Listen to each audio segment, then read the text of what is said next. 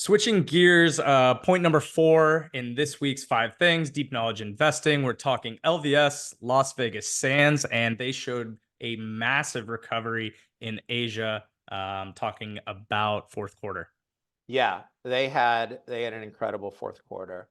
So for clarity, deep knowledge investing's thesis on Las Vegas Sands is that you have a full recovery for their gaming assets in Asia. By gaming, we're talking about casino gaming, not video gaming. But they've got a full recovery, but the stock is still trading at distressed prices. So if the stock is trading, where it did during the COVID lockdowns when China, wasn't letting anybody into Macau, and every time somebody got the sniffles, they literally would test 750,000 people.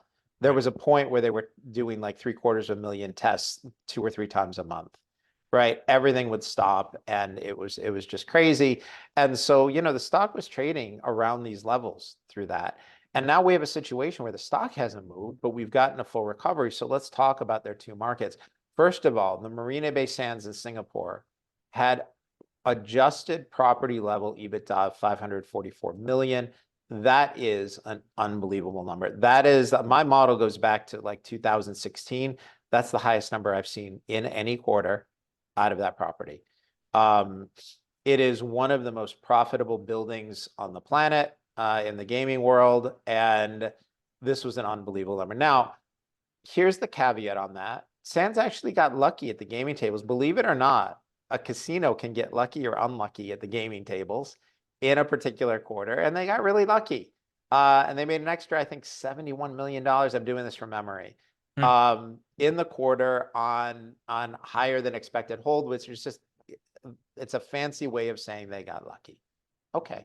But even if you back that out, it was still a phenomenal quarter. Now, if we look at Macau operations have actually recovered to 90% of the 2018 level. They have several hotels near 100% occupancy. The mass and premium mass markets are fully recovered, which is where Las Vegas Sands makes most of its money.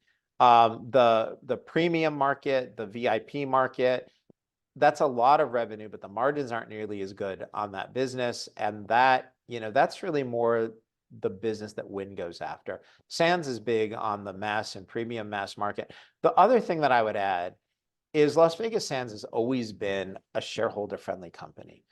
Their former chairman and CEO, Sheldon Adelson, was famous for getting on conference calls, and he would always say, yay dividends, yay buybacks. And, he was a colorful guy, and he actually would eat ice cream on the conference calls, which was just one of the quirkiest things in the world. And he got away with it because he was genuinely loved and respected. I spoke to people who worked with him directly, and they adored him. And he was, he was a little quirky on the conference calls, but he was a brilliant man. And by all counts, just a super decent, good human being to work with. But he was really one of the most shareholder-friendly management guys around. And new CEO Robb Goldstein has continued that. In the fourth quarter, Rob, check out these numbers. Las Vegas Sands bought back more than $500 million of common stock, paid out over $150 million in dividends, and they have an agreement, which will be executed soon, to buy $250 million, another $250 million of Sands China stock. Sands China is the subsidiary that owns about 30% of the Macau operations. Basically, in the quarter, they returned or agreed to return just under $1 billion in capital to shareholders, and they now have the money. The company is cash flow positive in both of their markets.